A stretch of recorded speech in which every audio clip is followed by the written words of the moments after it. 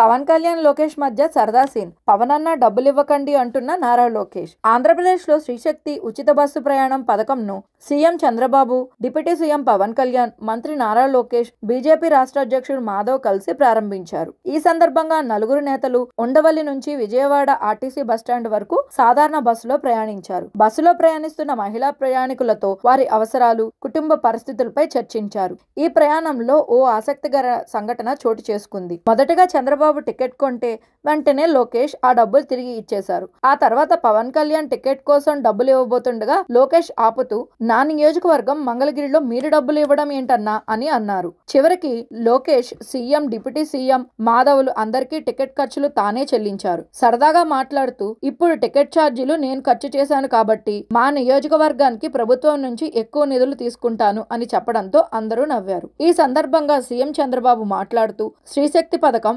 రాష్ట్రంలోని 2.62 కోట్ల మహిళలకు లబ్ధి చేకూరుస్తుంది. నెలకు 162 కోట్లు, ఏడాదికి 1942 కోట్లు ఈ పథకానికి వెచ్చిస్తున్నాం. మొత్తం 11,449 ఆర్టీసీ బస్సుల్లో 8,458 బస్సుల్లో మహిళలు ఉచితంగా ప్రయాణించవచ్చు. ఉద్యోగం, చదువు, మార్కెట్, దేవాలయాలు ఎక్కడికైనా మహిళలు ఒక్క రూపాయి కూడా చెల్లించకుండా వెళ్లగలరు అని తెలిపారు.